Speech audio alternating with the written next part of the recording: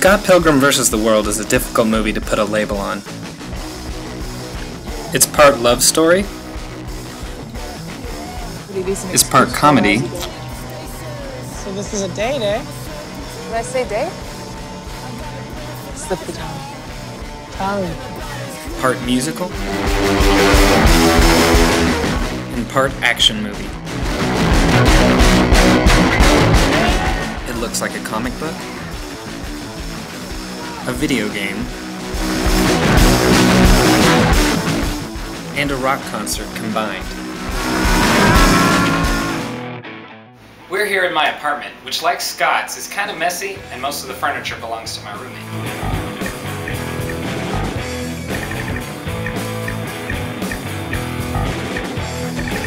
Reviews for the movie were generally good, but naysayers harped on a weak story and hyperactive direction. Now let's hear what our critics had to say. What did you like about Scott Pilgrim vs. the World? It's a very creative approach to movie making.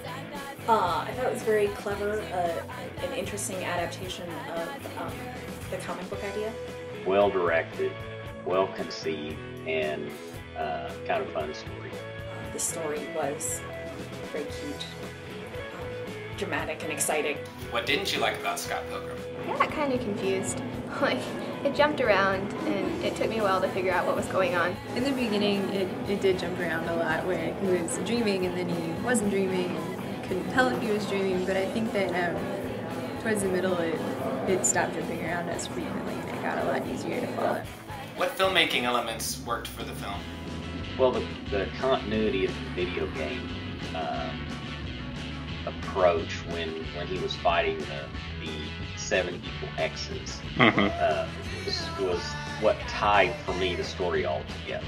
The external elements of bringing in text that would come up with the screen, or the coins that continually fell when he defeated different evil X's. A friend of mine was at Comic-Con, and she ended up going to a panel on costume design. And she mentioned how Scott's jeans, and they look like just this pair of slouchy jeans, but there's actually something like 10 different pairs of jeans. Because he needed to be able to do like all these martial arts moves and stuff, and still look slouchy. What does Scott Pilgrim say about contemporary American and Canadian culture? I'm Canadian, and I lived in Toronto as an undergrad, so it's nice to see Toronto play itself. In kind of that quip about they make movies in Toronto.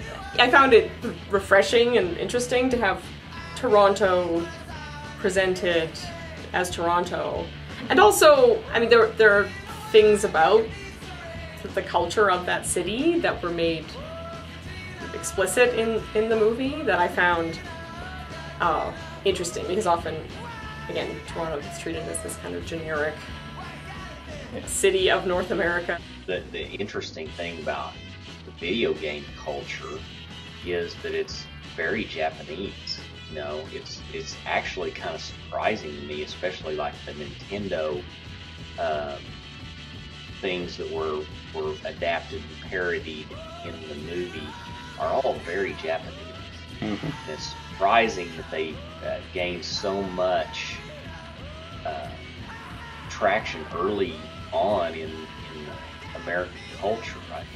How did the various cultural elements of Scott Pilgrim, that is, the comic book styles, the video games, the rock concerts, work together in the movie? Did they mesh or clash?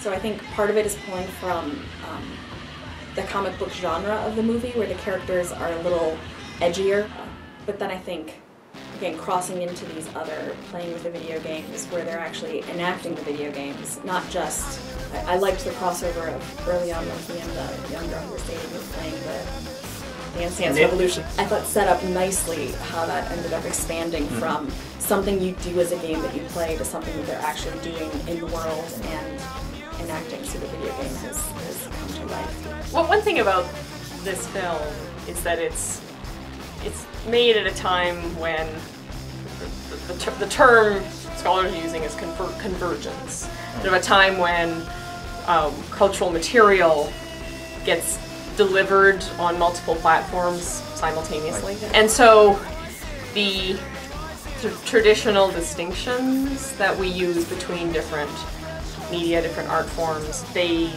get mapped onto one another.